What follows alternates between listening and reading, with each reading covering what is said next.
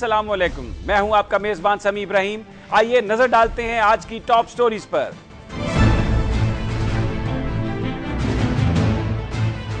ममनून हुसैन पाकिस्तान के 12वें सदर मुंतखब हो गए। इलेक्शन में तारीखी धांधली हुई, कोई इदारा सही काम नहीं कर रहा, केपीके में अपनी इंटेलिजेंस बनाएंगे इमरान खान। तालिबान 243 दहशतगर्दों को छुड़ा कर ले गए, पुलिस वाले देखते रह गए। शुमाली वजीरिस्तान में दहशतगर्दों का फायरिंग से इस्तकबाल।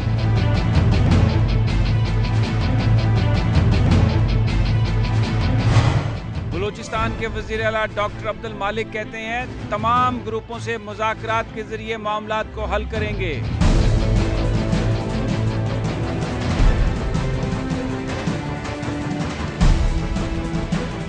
मुस्लिम लीग नून के जनाब ममनून हुसैन आज इस्लामी जमहूरिया पाकिस्तान के 12वें सदर मुंतखब हो गए। उनके मुकाबले में तहरीक इंसाफ के उम्मीदवार जस्टिस रिटायर्ड वजीउद्दीन थे। MQM और JUIF ने भी ममनून हुसैन को वोट दिया।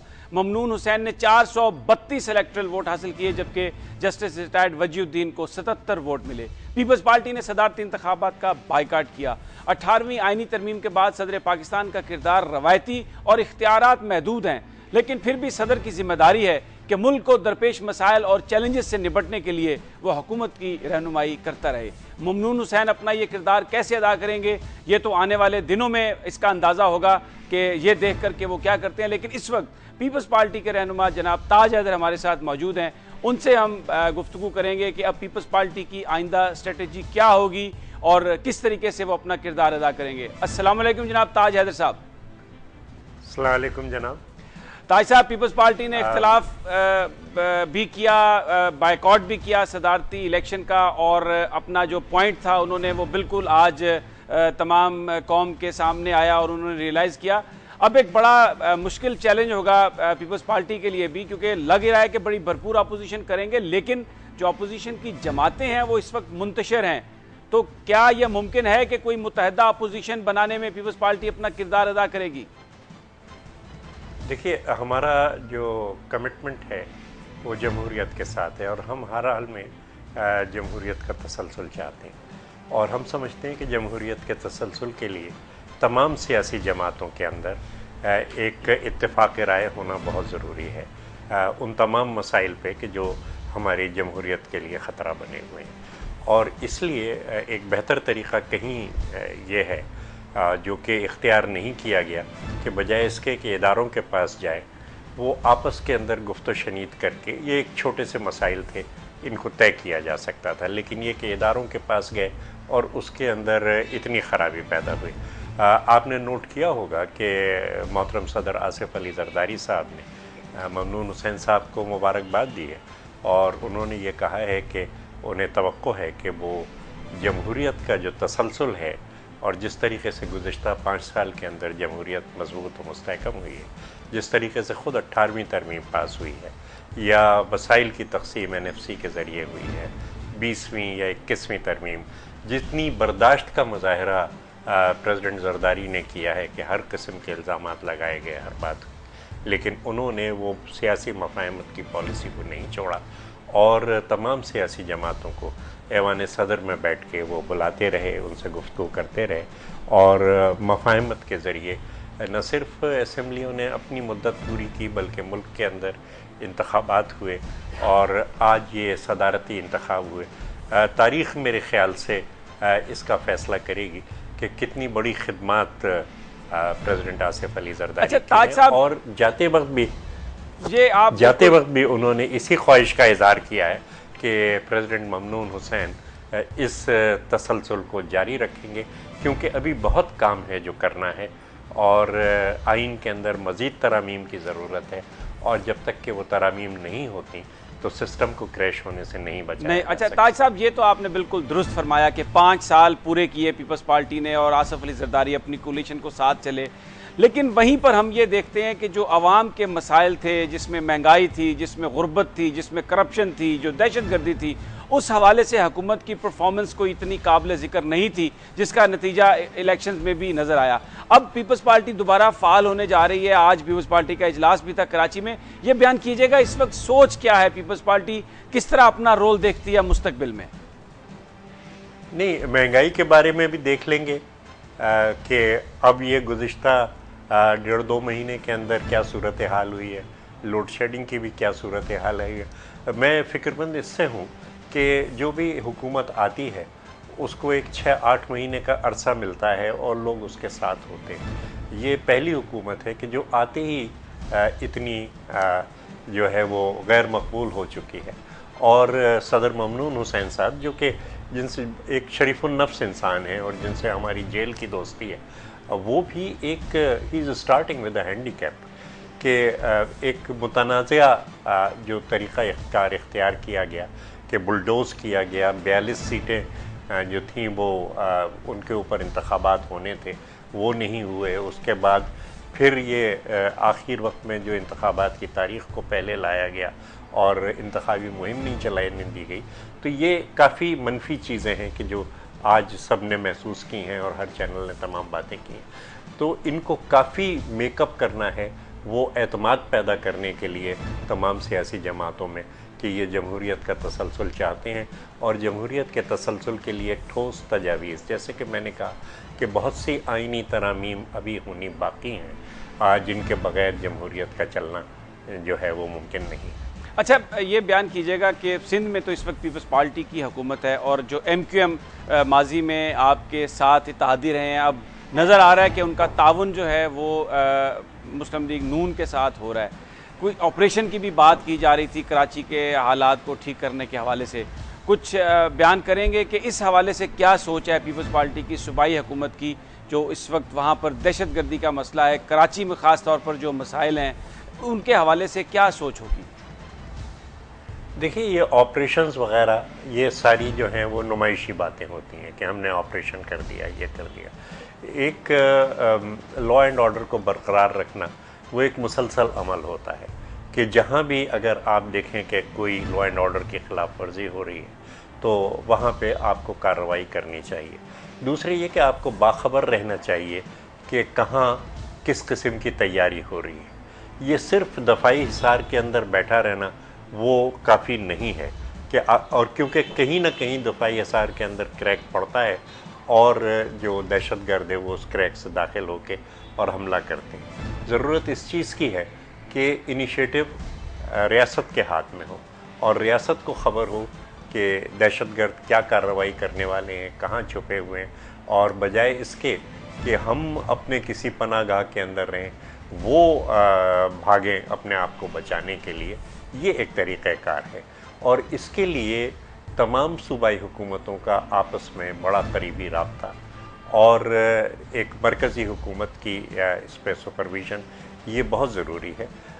गुज़िश्ता दिनों में यही हुआ कि पंजाब के अंदर दहशतगर्दों के कैंप रहे और कुछ सियासी मसलहतें थीं और उनके ख़िलाफ़ कार्रवाई नहीं की गई और ज़ाहिर है कि इलेक्शन में उन्होंने मदद की और पाकिस्तान पीपल्स पार्टी को इंतखाबी मुहिम नहीं चलाने दी गई।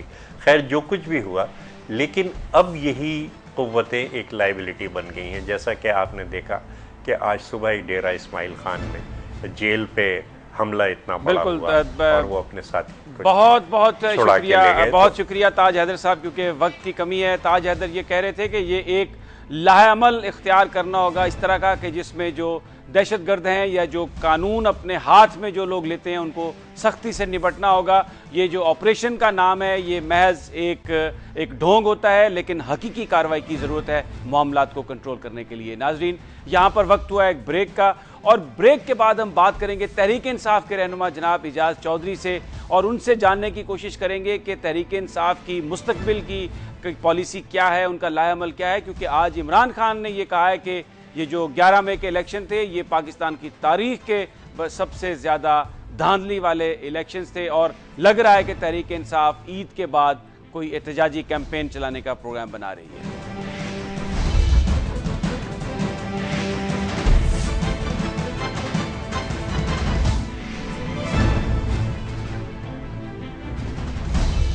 तहरीक इंसाफ के रहनुमा इमरान खान आज खूब बरसे हैं। उनका कहना है कि 11 मई के इलेक्शन में तारीखी धांधली हुई।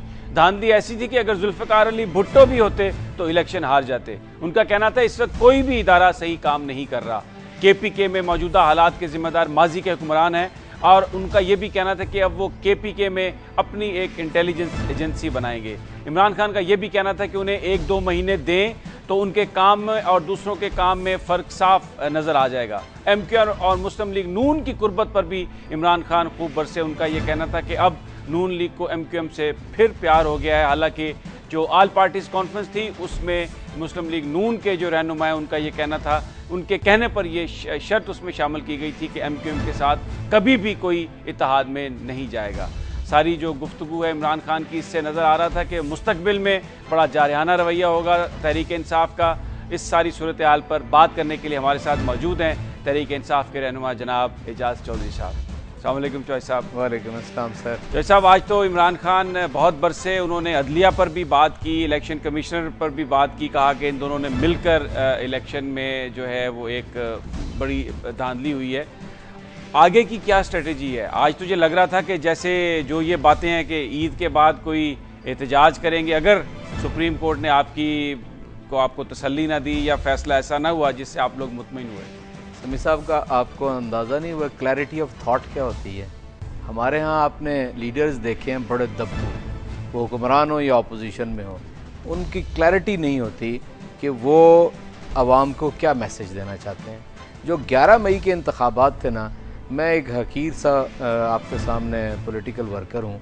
7 बजे मैंने एक प्रेस कॉन्फ्रेंस की लाहौर प्रेस क्लब के अंदर, और मैंने कहा कि मैं आज सारे पंजाब से ये इतलात मौसूल करता रहा हूँ कि जनाब पुलिस, इंतज़ामिया, प्रिजाइडिंग का अमला और जुडिशल ऑफिसर RO सब मिलकर नून लीग की हमायत करते रहे। चुनाचे ये मुझे 7 बजे तक सारी मालूमात आ चुकी थी। इतनी देर, इतना वक्त गुजर गया, 2 महीने के बाद इमरान खान अब इस मसले को दोबारा उठा रहे हैं। नहीं, ऐसा नहीं, हमने ऐसा नहीं। मैं आपको इसका भी सीक्वेंस बताता हूँ। इमरान खान एक हादसे का शिकार हो गए, उसके बाद हम जाहिर है रमज़ानुल मुबारक को और ये वाले महीने होते हैं, इसमें ये हम देख रहे थे कि जो पिटीशंस हमने दाखिल की हैं, आखिर ये जो भी आप बात करते हो कहते हैं जी अदालतें का रास्ता मौजूद है। जनाब ट्राइब्यूनल का रास्ता मौजूद है।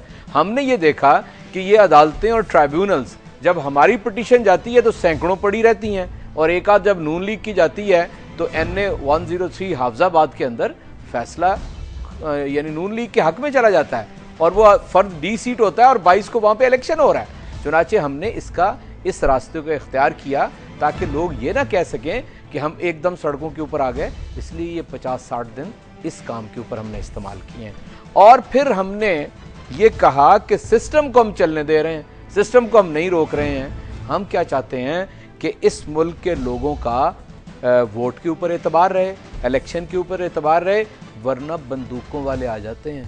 पहले वर्दी वाले आते थे, अब बगैर वर्दी के भी लोगों के पास बंदूकें हैं समी साहब। इसलिए हमने बिल्कुल एक ऐसा रास्ता इख्तियार किया जिसे कोई ये नहीं कह सकता कि हम जमहूरियत का रास्ता खोटा करना चाहते हैं। और हमने ये कहा कि सिर्फ ये 4 हल्के हैं, इसके अंदर आप थंब इम्प्रेशन ऑडिट करवा दीजिए, और आप अगर हम गलत हैं तो वी स्टैंड करेक्टेड, और अगर इलेक्शन खराब हुआ है तो इलेक्शन कमीशन को भी समझ आ जाएगी, RO साहिबान को भी समझ आ जाएगी, और नई बनने वाली हुकूमत। अच्छा एजाज साहब, आप जो बात कर रहे हैं जिसमें आप ये कह रहे हैं कि आपने इंतज़ार किया और अदलिया ने फैसले ऐसे किए हैं कि जिसमें नून लीग की जो पटिशन्स आई हैं कैंडिडेट्स की तो उनकी फेवर में फैसले आए हैं, और आपका जो है जब मुकदमा आया आपकी पार्टी के लोगों का तो वो ट्रिब्यूनल्स को रेफ़र किया गया और उसको कोई उस पर अमल दरामद नहीं हुआ।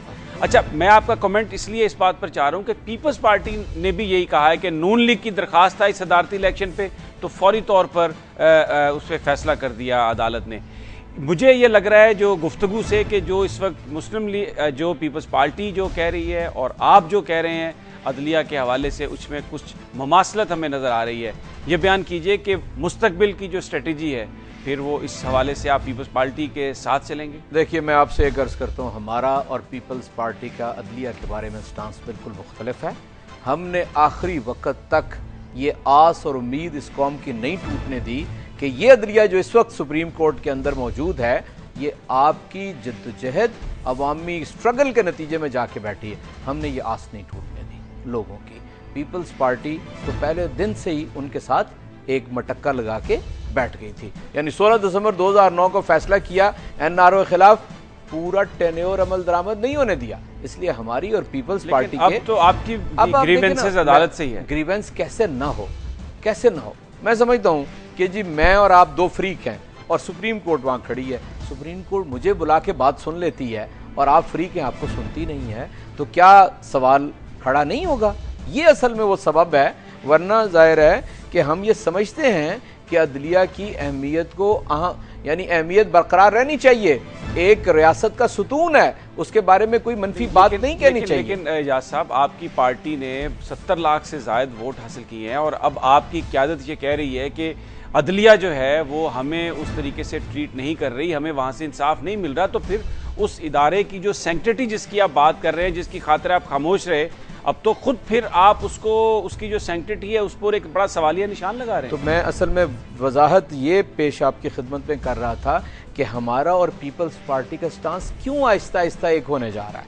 और मैं आपको बताऊं, जो आपने असल सवाल किया है, होता यह है अगर तो अपोजिशन उसूली बुनियादों के ऊपर खड़ी हो, प्रिंसिपल स्टैंड हो, तो अपोजिशन की अपोजिशन नहीं होती।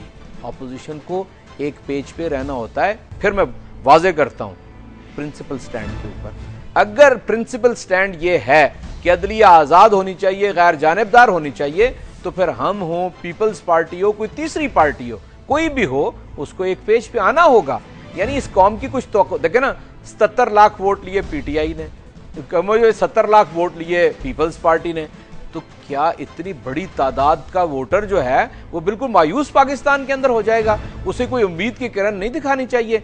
चुनाचे ये तो बदरजा उत्तम अपोजिशन की जिम्मेदारी है कि वोटर को वो ये बताए कि हम अपोजिशन में होने के बावजूद आपके कॉज के लिए, आपके हुकूक के लिए, आपके जो बेहतरी की जद्दोजहद उसके लिए मैदान के अंदर मौजूद हैं। इसीलिए हम ये कहते हैं कि हमने सब्र किया, 2-3 माह गुजर गए, इसके बावजूद भी अगर इंसाफ हमें नहीं मिलता है तो हम आगे बढ़ेंगे। और आगे बढ़ेंगे, क्यों आगे बढ़ेंगे? मैं आपको इस वक्त पंजाब के अंदर हम तकरीबन 20 कौमी और सूबाई हलकों के अंदर इलेक्शन लड़ रहे हैं। मैं आज का वाक़या आपको बताता हूँ। डीजी खान के अंदर हमारे कैंडिडेट हैं, वहाँ के पॉलिटिकल वर्कर हैं, लॉन्ग स्टैंडिंग है उनकी, उन्होंने एक बस चला दी यानी सबर्ब से लेके शहर तक।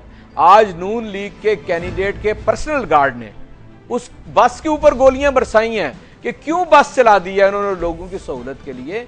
ये और हम गए हैं, अभी पर्चा दर्ज कर लो, कोई तो पर्चा नहीं दर्ज कर। बहुत बहुत शुक्रिया एजाज चौधरी साहब, जो ये कह रहे थे कि असूलों की सियासत करेंगे और इन असूलों की बुनियाद पर मुस्तकबिल में किसी भी सियासी जमात के साथ उनका तावन और इश्तराक होगा। लेकिन वो जो 77 लाख उनके वोटर्स हैं, वो उनकी पार्टी, उन वोटर्स की उम्मीद है, और वो जो उनकी उम्मीद है बिल्कुल उसकी ख्वाहिशात पर पूरा उतरेंगे, उनकी उम्मीदों पर पूरा उतरेंगे और जिद्दोजहद करते रहेंगे मजलूम आवाम को उनके हकूक़ दिलवाने के लिए। नाज़रीन, हमारे साथ ही रहिए। यहाँ पर वक्त हुआ एक ब्रेक का, और ब्रेक के बाद हम बात करेंगे KPK में जो डेरा इस्माइल खान में एक हमला हुआ, दहशतगर्दों ने जेल तोड़ी, वहाँ पर हुकूमत की क्या सूरत हाल है, क्या तरजीहात हैं, और इस हवाले से हम बात करेंगे जनाब आफ्ताब शेरपाव से। हमारे साथ ही रहिए, लेकिन ब्रेक के बाद।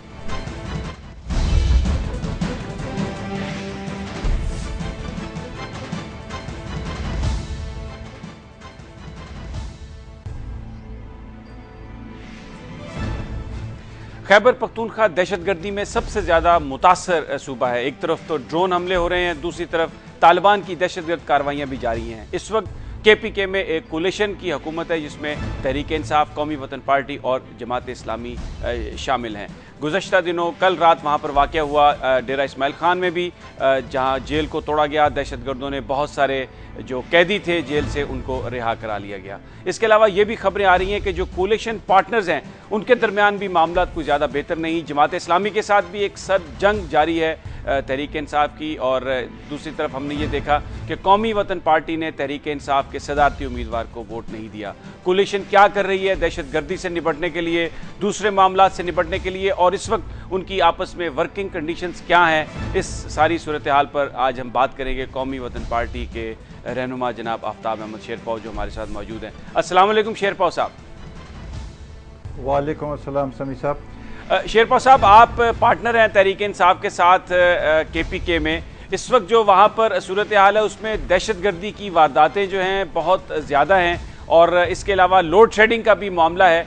जो वर्किंग है इस वक्त आपकी गवर्नमेंट की, सूबे की गवर्नमेंट में, जिसमें आप भी पार्टनर हैं, मुतमईन हैं आप? क्या समझते हैं कि ये जो अलायंस है ये चलेगा, इसी तरह चलेगा या इसमें बेहतरी की गुंजाइश है?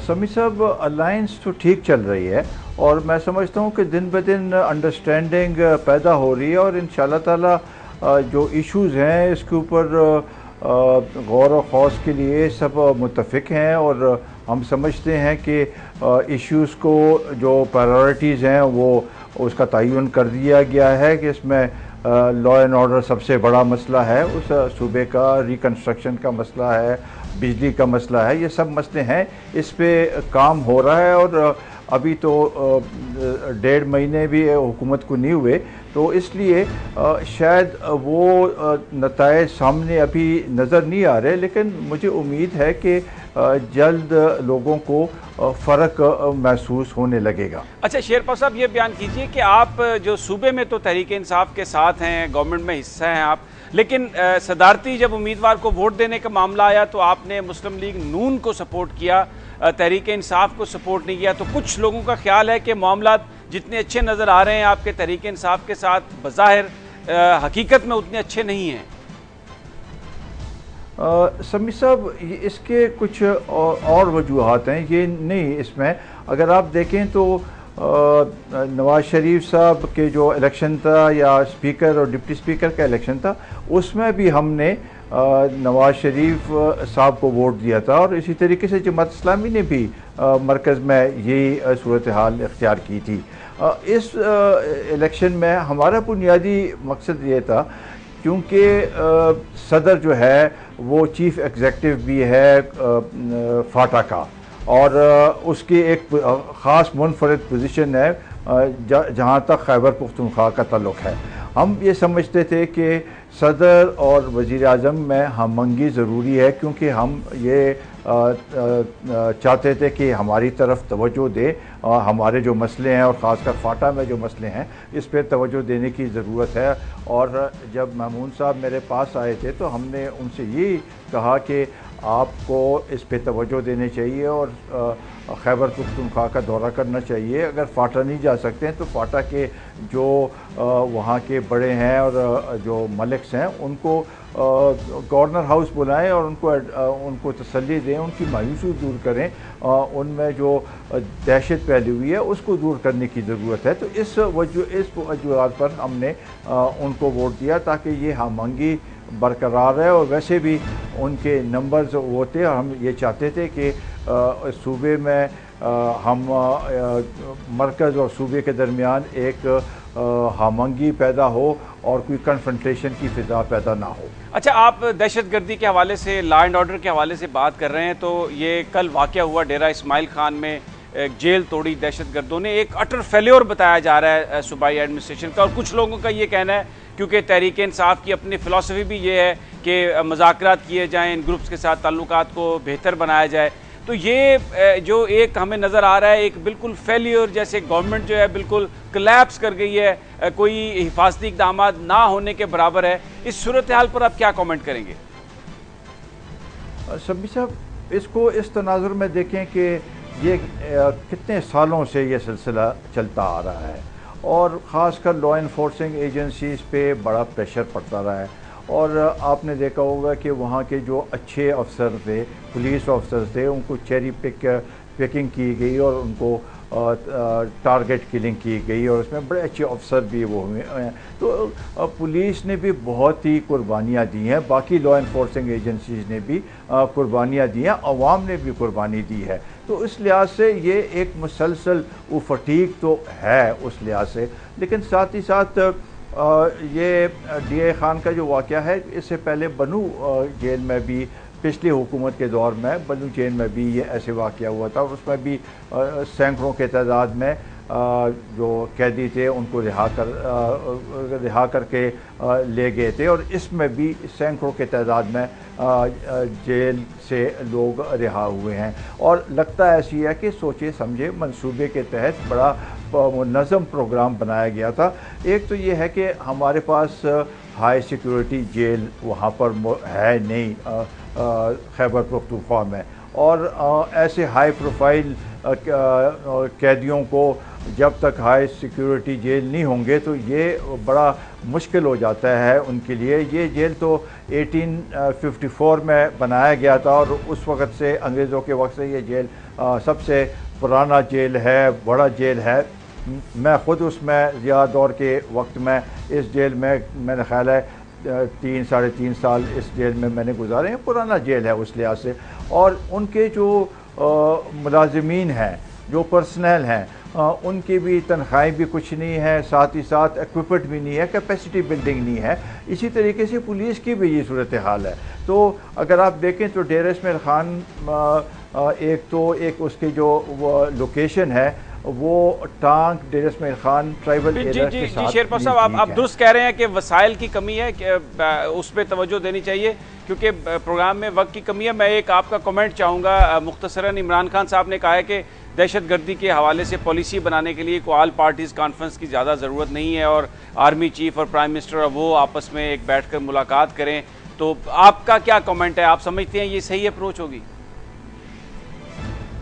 देखिए समी साहब, ऑल पार्टीज़ कॉन्फ्रेंस की भी अहमियत है।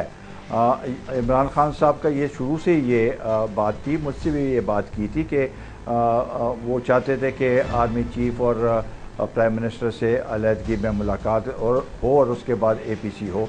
हम सूबाई सतह पर भी मैंने तजवीज़ दी है चीफ मिनिस्टर को कि एक सूबाई सतह पर भी APC बुलाई जाए, उसमें सिविल सोसाइटी के लोग भी हो, ताकि हम कम से कम एक प्लान बना सकें और एक स्ट्रेटजी बना सकें जो कि हम बाकी स्टेक होल्डर्स के साथ उसके ऊपर बातचीत कर सकें। लेकिन मैं समझता हूँ कि APC की अफादियत है ताकि जितने भी स्टेक होल्डर्स हैं वो एक ही वेव लेंथ पे हो और हम सब एक ही सोच के साथ आगे बढ़ें और जो सूरत हाल है उसका एक जायज़ा लें और बहुत बहुत शुक्रिया जनाब आफ्ताब शेरपा जो कह रहे थे कि बिल्कुल सलाह मशवरा होना चाहिए और APC की एक अपनी अहमियत है और तमाम स्टेक होल्डर्स को एक ही पेज पर आकर दहशतगर्दी का जो मामला है उसका हल निकालना चाहिए। नाजरीन हमारे साथ ही रहिए, यहाँ पर वक्त हुआ एक ब्रेक का और ब्रेक के बाद हम बात करेंगे जनाब हासिल बजंजो साहब से और उनसे जानेंगे कि डॉक्टर मालिक साहब ने जो कहा है कि वो ईद के बाद बलूचिस्तान में जो तमाम ग्रुप्स हैं उनके साथ मुज़ाकरात करेंगे मामलात के हल करने के लिए, लेकिन ये सब ब्रेक के बाद।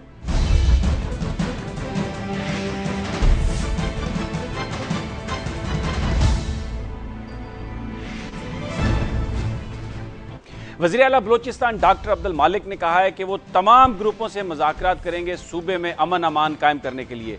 बलूचिस्तान के मुख्तलिफ इलाकों में बाज़ जगहों पर नाराज़ बलोचों ने हथियार उठा रखे हैं, सिक्योरिटी फोर्सेस और बेगुनाह लोगों को निशाना बना रहे हैं। बलोच तंजीमें सिक्योरिटी फोर्सेस पर इल्ज़ाम लगा रही हैं कि उनके कारकुनों को अगवा करके गायब किया जा रहा है और ये रिपोर्ट्स भी आ रही हैं कि बाज़ गैर मुल्की खुफिया एजेंसियाँ इन बलोच अलहदगी पसंद तंजीमों को असलहा और पैसा फराहम कर रही हैं। अब वज़ीर आला बलूचिस्तान ने कहा है कि वो तमाम ग्रुपों से मुज़ाकरात करेंगे। इस पर हम बात करेंगे। हमारे साथ मौजूद हैं नेशनल पार्टी के सीनियर वाइस प्रेसिडेंट जनाब मीर हासिल बजंजो। अस्सलाम वालेकुम जनाब बजंजो साहब। वालेकुम सलाम जी, बहुत बहुत शुक्रिया। बजंजो साहब बहुत शुक्रिया आपका, आपने हमें ज्वाइन किया। ये बताइएगा कि जो डॉक्टर मालिक साहब ने स्टेटमेंट दी है जिसमें उनका ये कहना है कि जो सूबे में अमन के क़याम के लिए तमाम ग्रुप्स के साथ मुज़ाकरात किए जाएंगे और इस हवाले से एक पार्लिमानी कमेटी बनाई जाएगी। कुछ लोगों का ये ख्याल है कि जो पार्लिमानी कमेटी है उसकी शायद इतनी क्रेडिबिलिटी नहीं होगी उन ग्रुप्स के साथ मुज़ाकरात के हवाले से, क्योंकि जब तक जो असल स्टेक होल्डर्स हैं पाकिस्तान की सिक्योरिटी फोर्सेज हैं जब तक वो मुज़ाकरात में शामिल ना हो ये मीनिंगफुल नहीं हो सकते। हाँ नहीं, आप बिल्कुल सही बोल रहे हैं कि जहाँ तक जाहिर है कि जब तक आप ये कहें कि कहीं मिलिटेंसी की बातचीत हो और वहाँ पे जो है आप सिक्योरिटी इदारे आपके साथ इंगेज ना हो तो यकीनन उधर वो मुज़ाकरात कामयाब नहीं होते। मगर हम समझते हैं कि हम अभी तक उस स्टेज पे नहीं हैं कि हम ये कहें कि अभी हमारी एक इनिशिएटिव होगी। जैसे अब दोहा में एक मीटिंग हो रही है, अमेरिकन को भी मालूम है कि तालिबान के साथ फौरी तौर पे कुछ निकलना नहीं है, और तालिबान को भी ये मालूम है कि वहाँ से अमेरिकन के साथ कोई सेटल नहीं होना है, मगर एक कोशिश है कि एक दूसरे को एंगेज रखने का। आप बिल्कुल ये सही बोल रहे हैं कि जब तक जो हम सारे स्टेक होल्डर्स हैं वो एक पेज पे आके इस बात को आगे नहीं बढ़ाएंगे, आगे नहीं बढ़ेगी। हम भी इनिशियल स्टेज में हैं। हमने मियां मोहम्मद नवाज शरीफ को भी कहा है, हमने दूसरे लोगों को भी कहा है कि या हम एक कोशिश करें या ना करें, मगर हमें तमाम जगहों से पॉजिटिव सिग्नल्स आए हैं कि आप इसको स्टार्ट करें। अब ये भी हमें मालूम नहीं कि आगे से वो बात भी करेंगे नहीं करेंगे। जैसे आपने अपने इंट्रो में काफ़ी बातें की जो किसी हद तक सच भी है, तो सवाल ये कि वो बात करेंगे नहीं करेंगे वो आगे की बात है। मगर हम समझते हैं कि हम लोगों की कॉन्फिडेंस बिल्डिंग के लिए हम एक इनिशिएटिव ले लेते हैं कि भाई आप लोगों को मसला क्या है, आओ बात करें। अच्छा, हम इस फेडरेशन में काम कर रहे हैं, बलोच इस फेडरेशन में कंफर्टेबल है, आप लोगों को क्या मुश्किलात है इस फेडरेशन से, आप आके हमसे बात करें। अब ये हम कहें कि जी ये बातचीत शुरू हो चुकी है, ये शुरू नहीं हुई है अभी तक, बिल्कुल जो है ये प्रिलिमिनरी स्टेज पे है, और जब ये शुरू होगी फिर नजर आएगा कि वो क्या कहते हैं या फिर जो दूसरे स्टेक होल्डर्स हैं वो क्या कहेंगे। अच्छा बजंजो साहब, इस पे कमेंट कीजिए। वजीर आला साहब ने यह भी कहा कि जो चेक पोस्टें हैं दर हकीकत ये मसाइल क्रिएट कर रही हैं, तो अगर आप चेक पोस्ट हटा देते हैं तो वो कम्युनिटीज़ जो जैसे हज़ारा कम्युनिटी टारगेट हो रही है ख़ास तौर पर बलूचिस्तान में और कोयटा में, तो फिर अगर कोई वाक़या होता है तो उसकी जिम्मेदारी फिर कौन लेगा? नहीं, मैं आपसे अर्ज़ करूं कि ये जो चेक पोस्ट का मामला है, आपको बलूचिस्तान में शायद इतना ज़्यादा इंटीरियर में जाने का तजुर्बा नहीं रहा है। ये जो बलूचिस्तान में मेजॉरिटी जो चेक पोस्ट है वो किसी क्रिमिनल को रोकने के लिए तो है नहीं, या तो वहाँ से तेल आता है या कोई चीज़ वहाँ आती है। ये चेक पोस्ट सब कमाई के लिए है। आप जाएं, आपको अगर आप 100 किलोमीटर क्या ड्राइव करेंगे तो आपको 4 चेक पोस्ट मिलेंगे। पुलिस ने भी लगाया हुआ है, लेवीज ने भी लगाया हुआ है, डिप्टी कमिश्नर साहब ने भी लगाया हुआ है, वो कोस्ट गार्ड ने भी क्या लगाया हुआ है, ये चेक पोस्ट लगाया हुआ है। ये जो चेक पोस्ट की हम बात कर रहे हैं, ये मेजॉरिटी चेक पोस्ट जो है खाओ पियो चेक पोस्ट है। इतनी ज़्यादा है कि आप परेशान होंगे। अगर आप पूरे पंजाब में घूमें आपको 2 चेक पोस्ट नहीं मिलेंगे, वहाँ हर 50 किलोमीटर पर आप 3-4 चेक पोस्ट मिलते हैं। ये सब खाने पीने के चेक पोस्ट है, ये किसी काम के नहीं है। देखिए, एक बात बहुत क्लियर है कि अगर मैं बंदूक मेरे हाथ में है, मैं आके सीधा रोड से गुजरूंगा कि आप मुझे पकड़े, कभी मैं ऐसा नहीं करूंगा। अगर मैं डाकू हूँ, मैं चोर हूँ, मैं मिलिटेंट हूँ, मैं तो उन रास्तों से जाऊंगा कि आपकी नज़र मुझ पर ना पड़े। तो ये जो चेक पोस्ट है ये सिर्फ आवाम को, लोगों को तंग करने के लिए है। सिवाय 1-2 जगह हमने ये कहा कि जहाँ ज़रूरी चेक पोस्टें हैं उनको वहाँ पर रखा जाए, मगर यहाँ ज़रूरी चेक पोस्ट अगर 1% है तो 99% कमाऊ चेक पोस्ट है। अच्छा, ये बयान कीजिएगा कि जैसे हम शुरू में दहशतगर्दी के हवाले से बात कर रहे थे और स्टेक होल्डर्स की बात आ रही थी, हमें इस बात का इम्कान तो कम नज़र आता है कोई ऑल पार्टीज़ कॉन्फ्रेंस हो, क्योंकि इमरान खान साहब उसको कह चुके हैं कि वो उसमें नहीं आएंगे, और मुस्लिम लीग नून भी कोई ज़्यादा हमें इस हवाले से संजीदा नज़र नहीं आ रही है ऑल पार्टीज़ कॉन्फ्रेंस में। तो क्या तरीका इख्तियार करना चाहिए कि जिसमें जो स्टेक होल्डर्स हैं और पाकिस्तान की सियासी क़यादत वो एक पेज पर आएँ और कोई ऐसी पॉलिसी हो जिसके बारे में आवाम को भी इल्म हो कि ये पॉलिसी है, और फिर उसकी एग्जीक्यूशन के लिए तमाम जो फोर्सेज हैं वो अपनी ताकत को बरूए कार लाएं?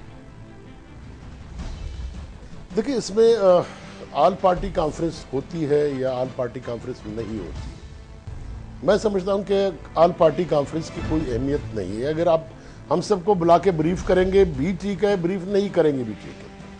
पहले तो ये है, देखिए, हम मुश्किल इस मुल्क में ये रही है कि पिछले कई 2 दहाइयों से एक मुश्किल आ रही है कि पॉलिटिकल लोग और जो हमारी आर्मी है वो एक पेज पे नहीं रहे, एक दूसरे पे इल्ज़ाम लगते रहे, एक दूसरे के खिलाफ कार्रवाइयाँ करते रहे। अब मसला ये है कि हमें इस बात को, चाहे वो हमारी फौज हो चाहे हमारी पॉलिटिकल लीडरशिप हो, उसको अब ये बात समझनी चाहिए कि ये अब ऐसा वक्त आ गया है कि अगर ये दोनों एक पेज पे होके, चाहे बलूचिस्तान हो, फाटा हो, अफ़गानिस्तान हो, इंडियन डायलॉग्स हो, इनके हवाले से आप एक बाकायदा प्रोग्राम नहीं बनाएंगे, एक आप प्लान नहीं बनाएंगे, तो आप बहुत मुश्किल में जा रहे हैं। मसला मैं आपको छोटी सी, अगर आउट ऑफ द कंटेक्स्ट हो जाएगा थोड़ा, कि देखें ये जो 2014 का विड्रॉल है, बहुत से लोगों को इसको बड़ी खुशी है कि जी 14,000 का विड्रॉल हो जाएगा, अमेरिका को शिकस्त होगी, अमेरिका चला जाएगा। मगर मैं इस बात को याद रखो, जिस वक्त अमेरिका को शिकस्त हो गई, वहाँ अगर अफगान गवर्नमेंट गिर जाती है तो वहाँ 3.5 लाख अफगान फौज जो अमेरिका ने कड़ी कर दी है, जो वेल इक्विप्ड है, वेल ट्रेंड है, उसके लिए भी जगह अफगानिस्तान में नहीं हो, उनकी जगह भी पाकिस्तान होगी।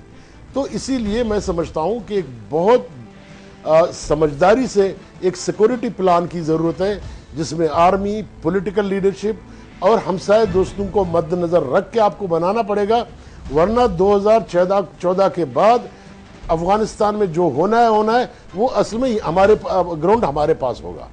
जो खाने पीने की जगह है वो हमारे पास है, जो स्टेबल जगह है वो पाकिस्तान है, अफगानिस्तान नहीं है।